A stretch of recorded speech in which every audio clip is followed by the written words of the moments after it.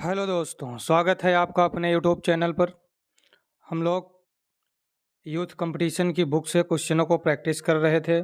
उसी क्रम में आज एक नए चैप्टर की शुरुआत करते हैं, बाइनोमियल थ्योरम, द्विपद प्रमेय। मंजिल मिले या ना मिले ये मुकद्दर की बात है, हम कोशिश ही ना करें ये तो गलत बात है। हम लोग यूपीटीजीटी के क्वेश्चनों की प्रैक्टिस कर रहे हैं।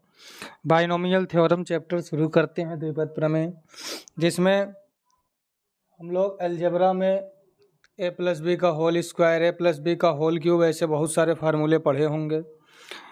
उसी से संबंधित है ए प्लस बी की power N.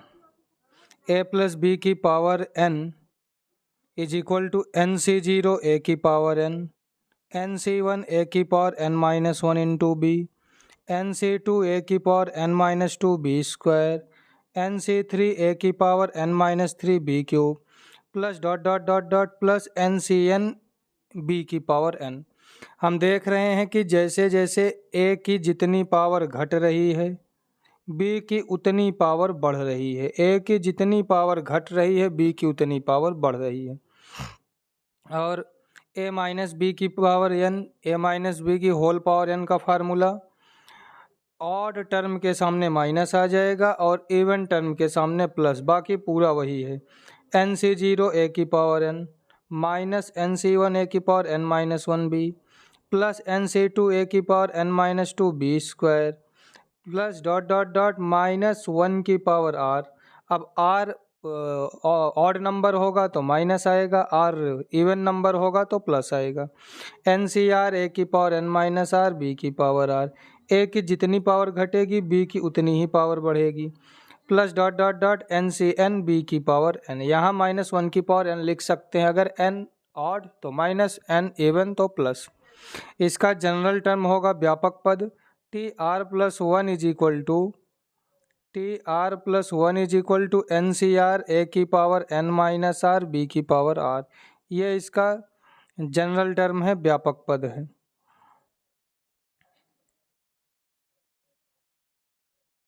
Some of coefficient, जैसे हमको दे दिया 5x प्लस वाई का होल क्यूब, इनके गुणांकों का योग क्या होगा, सम ऑफ कोफिशिएंट्स क्या होगा।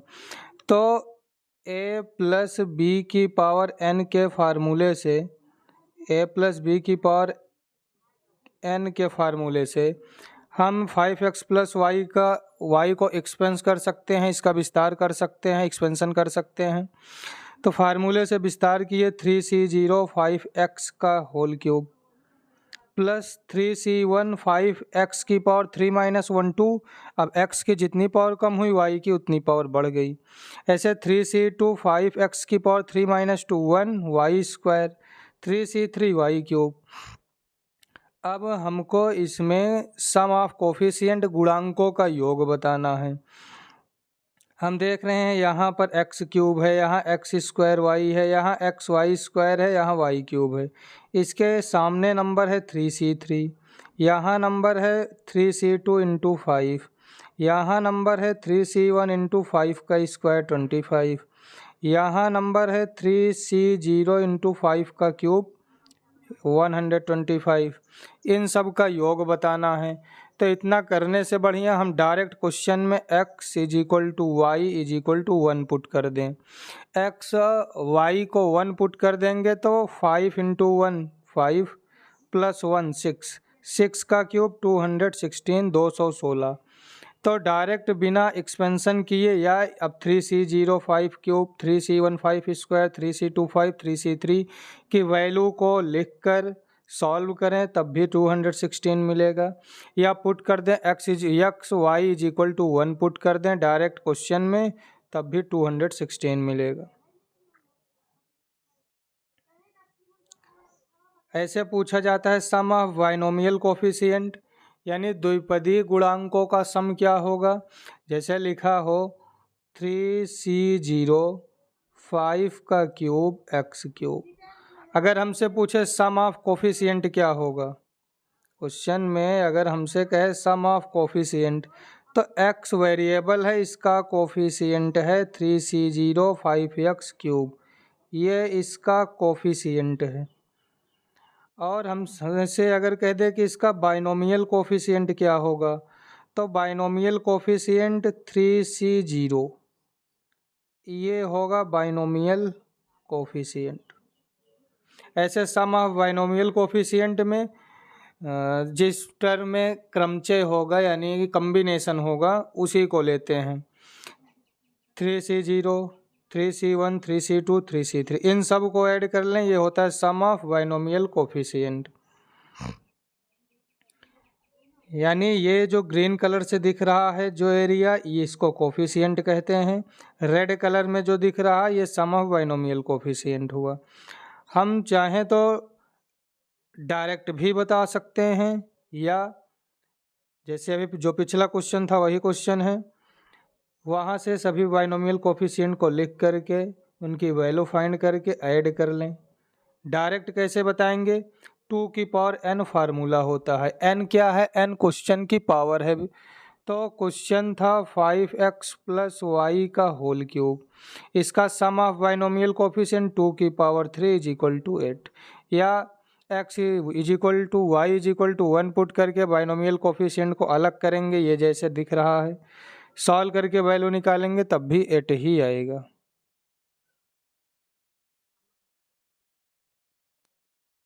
जैसे क्वेश्चन है sum of coefficients 3x minus Y की पावर 5, 3x माइनस वाई की पावर 5, इसका सम ऑफ कोफिशिएंट क्या होगा?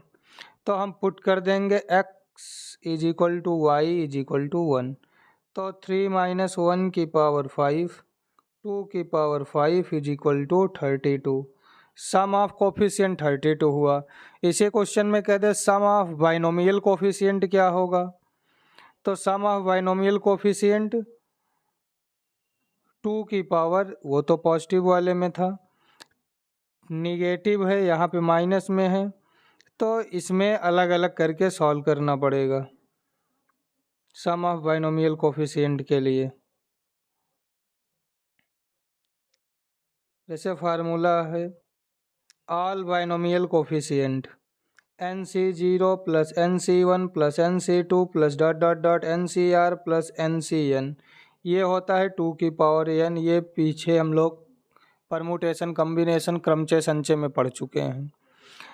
क्वेश्चन दिया हो उसमें हमसे कहे नंबर ऑफ टर्म क्या होगी, पदों की संख्या क्या होगी, तो पदों की संख्या m प्लस n या n plus m minus 1 c m minus 1 होगा। अब m क्या है, n क्या है? n होती है पावर, जैसे x प्लस वाई की पावर 5, वो 5 जो है वो n है। m क्या है? n नंबर ऑफ टर्म जैसे x plus y plus z की पावर 10, तो यहाँ n इज इक्वल टू 10 होगा, और m is equal to 1 2 3, 3 term है तो m इज इक्वल टू 3 होगा। जैसा क्वेश्चन देखते हैं,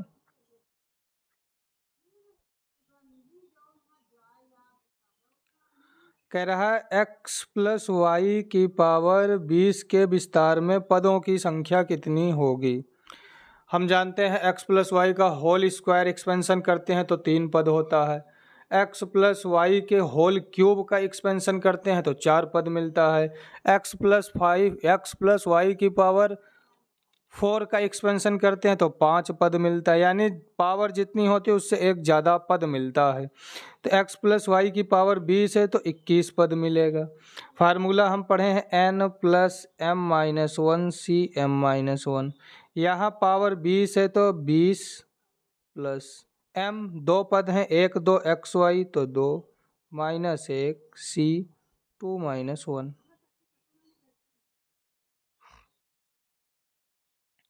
20 2 22, 22 में 1 कम करेंगे 21 सी 1, 21 सी 1 का मान 21, तो इस क्वेश्चन के विस्तार में 21 पद होंगे।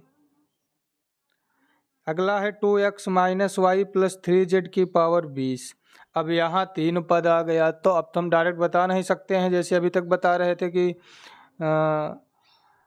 पावर 5 होगी तो 6 पद, पावर 10 होगी तो 11 पद। यहाँ तो 3 टर्म है, 2 2 टर्म के लिए था। अगर a plus B plus C का हम होल स्क्वायर करते हैं तो A square plus B square plus C square plus 2ab plus 2bc plus 2c 6 term मिलता है। होल क्यूब करेंगे उसके कई फार्मूले होते हैं। तो यहाँ पर अगर हम देखें तो पावर क्या है 20 है, तो n का मान 20।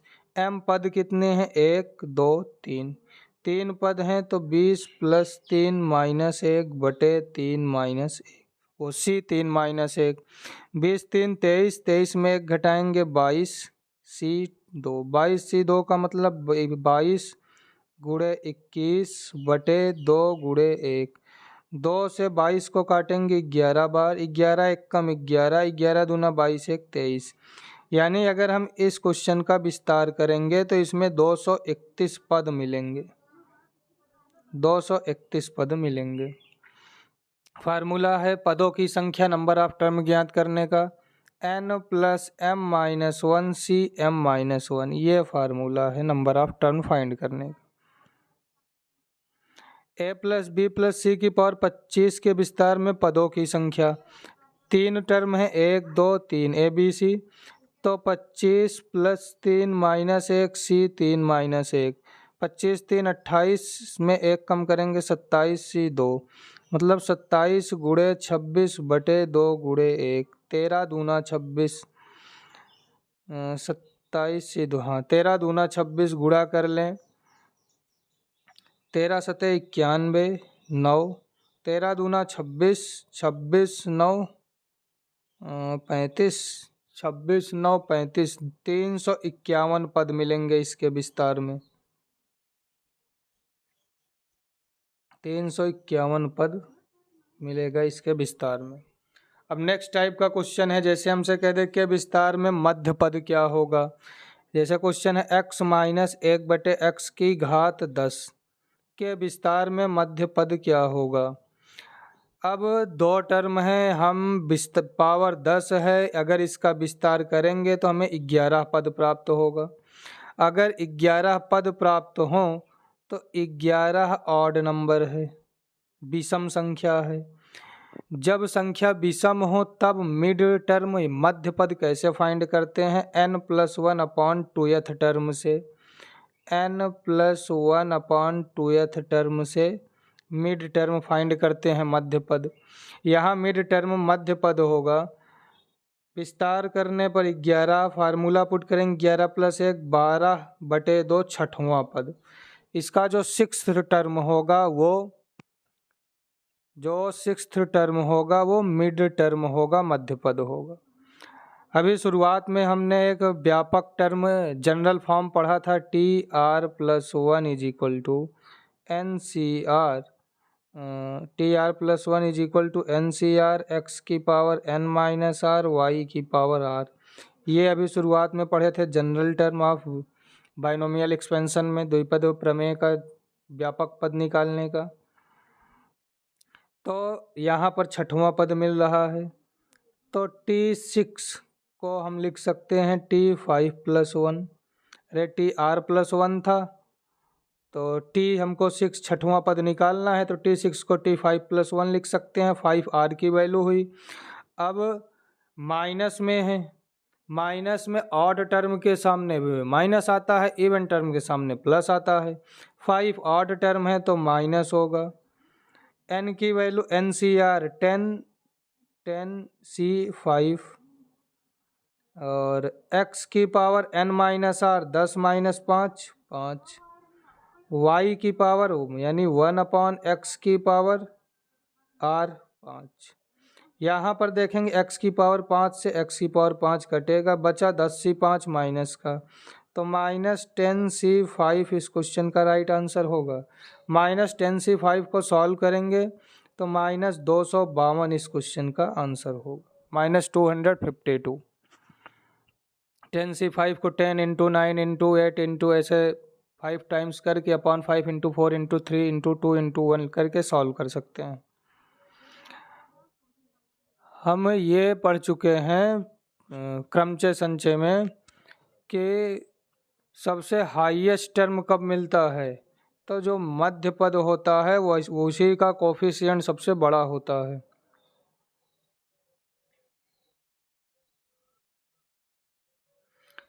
क्वेश्चन है 1+x+3x² + x³ (8) के विस्तार में मध्य पद क्या होगा।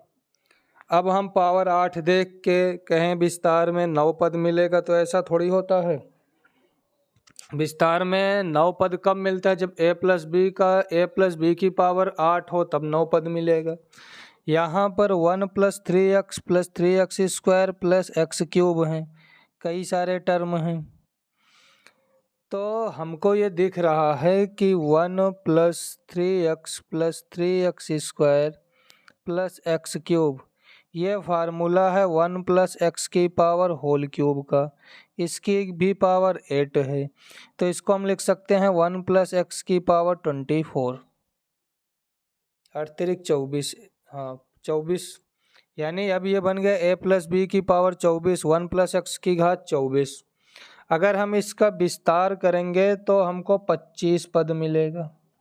25 ऑड नंबर है, तो ऑड नंबर है तो मध्य पद क्या होगा, एक जोड़ के 2 से भाग कर देंगे तो 26/2 13वां पद मध्य पद होगा। अब 13वां पद को लिखेंगे कैसे, T13 = T12 + 1, यानी r की वैल्यू तो n की वैल्यू तो 24 है, r की वैल्यू 12, और मध्य पद ज्ञात करना है, तो NCR n 24 है, 24C 12, 1 की पावर n - r 1 की पावर 12 और x की पावर r x की पावर 12, तो ये होगा मिड टर्म, मध्य पद होगा। मध्य पद का गुणांक 24C 12 इस क्वेश्चन का आंसर होगा।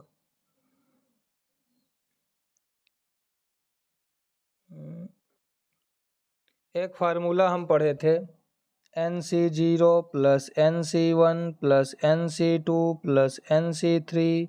NCN ये पढ़े थे = 2n। यहाँ पर देखें n+1 C1 n+1 C2 n+1 C3 .. n+1 CN+1 तक है, से NCN तक होता है, तो यहाँ n+1 CN+1 तक है। यहीं पर एक टर्म होता n+1 C0+ करके होता, तो हम कह सकते थे कि इस क्वेश्चन का आंसर 2n+1 होगा, लेकिन ये टर्म है नहीं। इस टर्म को सॉल्व करेंगे तो इसकी वैल्यू 1 के इक्वल होती है, =1। इसी को दूसरी साइड भेज देंगे तो 2n+1 - 1 इस क्वेश्चन का राइट आंसर होगा, 2n+1 - 1।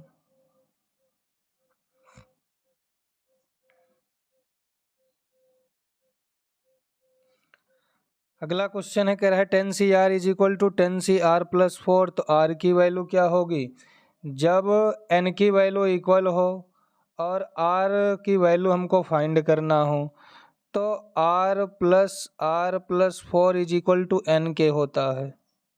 जैसे NCA = NCB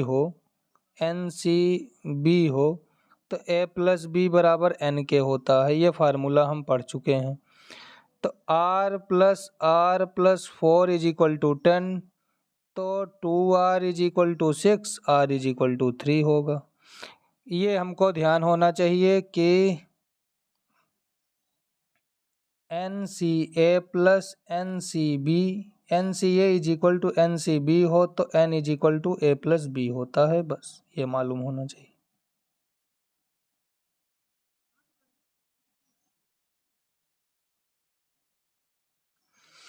क्वेश्चन है 7C0 + 7C1 + 7C1 + 7C2 .. 7C6 + 7C7 ये क्वेश्चन है। इसका मान क्या होगा, यहाँ पर हम देखें 7C0 7C0 + 7C1 7C2 7C3 7C4, यानी ये फर्स्ट टर्म सब लिख ले रहे हैं, फर्स्ट टर्म 7C6 तक।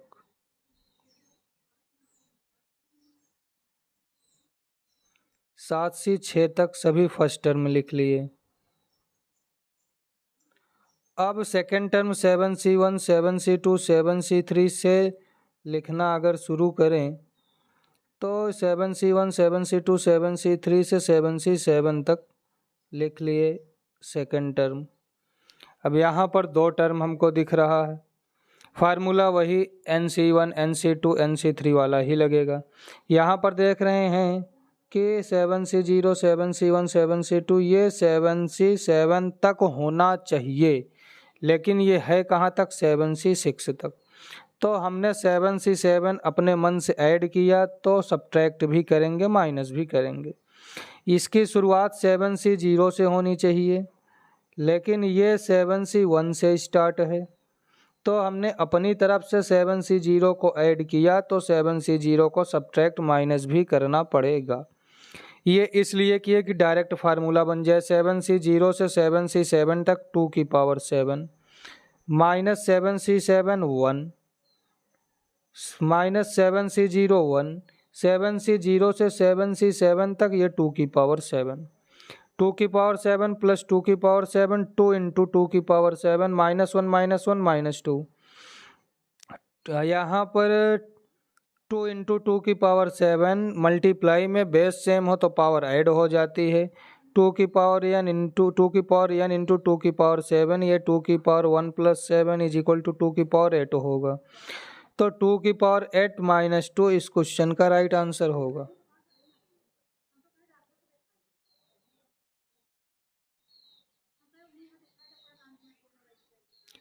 तीन एक्स - 2 बटे एक्स स्क्वायर की पावर 15 के विस्तार में x से स्वतंत्र पद कौन सा होगा। यानी ऐसा पद हमको ज्ञात करना है जिसमें x हो ही ना। तो TR+1 व्यापक पद का फार्मूला पढ़े हैं, NCR x की power n - r into y की पावर r। तो वही यूज करेंगे। TR+1 is equal to NCO। TR+1 n की वैल्यू 15 है, तो 15CR 3x की पावर 15 - r और x की power n - r x 3x की पावर 15 - r और y की पावर माइनस में है तो -1 की पावर r लिखेंगे, और पॉजिटिव होगा तो पॉजिटिव, निगेटिव होगा निगेटिव, वो डिपेंड करेगा उसके ऊपर। y की वैल्यू 2/x² की पावर r, तो 15CR 3 की पावर 15 - r x की पावर 15 - r यहाँ से, यानी x के कोफिशिएंट को यहाँ से x की पावर और यहाँ से x की पावर r, इन दोनों पावर को इक्वल कर लिए, यानी सेम मिला लिए, ताकि x का हम x से स्वतंत्र पद फाइंड कर सकें। तो x की पावर 15 - r, जैसे अगर हम सॉल्व करें